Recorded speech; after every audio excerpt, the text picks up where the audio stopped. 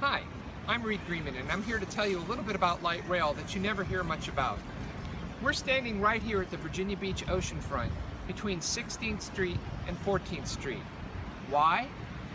Because the entire history of the oceanfront of Virginia Beach began right where we're standing. You see, the story you don't hear much about is Virginia Beach began with a rail line from downtown Norfolk to where we are today. The story is that in 1880, a developer from Norfolk named Colonel Marshall Parks, he went on a little trip with his family, and he saw all of these luxury hotels and a wooden boardwalk along the oceanfront. And he thought, what a great business opportunity. Virginia Beach could be the same thing. So he came back and he decided that he would buy all of the farms right along here where we're standing. So he purchased 11 of them, 1,300 acres of land. Once he did that, he said, I'm going to build my hotel and I'm going to sell land along here. So he formed the Norfolk and Virginia Beach Railroad and Improvement Company in 1883. In only 7 months, once he formed his private company with his own money, no taxes, no nothing, completely free market, he went and negotiated and bought all the land between downtown Norfolk and where we are as the right-of-way for his train. At the same time, he called up the Virginia Iron Works, which was in Norfolk. And the Virginia Iron Works, he said, can you build me a train where I can drive people to my luxury hotel?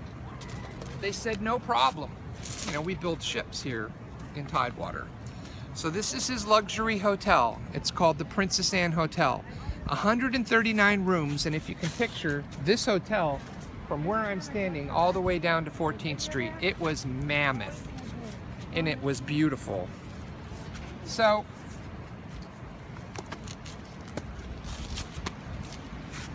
the Virginia Iron Works turned around and built this Thomas Godwin engine. It's a steam engine. And this is the actual Norfolk and Virginia Beach train that ran from downtown Norfolk to Virginia Beach in 1885. 7 months. Of course, we didn't have an EPA or any environmental impact studies. Simply negotiated, bought the land, had a train built, and it was up and running. And that train is what brought guests from Norfolk to his brand new luxury hotel. His vision was to make money by growing all the property along here and developing that. So he and his private investors did exactly that. No tax dollars, no tax incentives, no public-private partnerships. That's how we got the oceanfront in Virginia Beach. So when you hear this story that Virginia Beach's future is all about light rail, realize that light rail is not our future, it's our past. So what happened to the train? Where did it go? Believe it or not, the train ran in Virginia Beach until 1947. And in 1947, the train was discontinued. Why? Well, Norfolk Southern had purchased the rail line, and they realized it was too expensive to run trains from downtown Norfolk once we had roads. So they formed the Norfolk Southern Bus Company. Again, all private investment. And they ran buses right along the rail line, and they put their passenger rail line out of business because it was more practical and less expensive to run buses than it is to run rail. That's a lesson that we've already learned. We shouldn't have to learn it again. So what I'm encouraging you to think about is, remember, when you hear this story that our future is about an antiquated train, our future is far better than that. So please vote no this November 8th.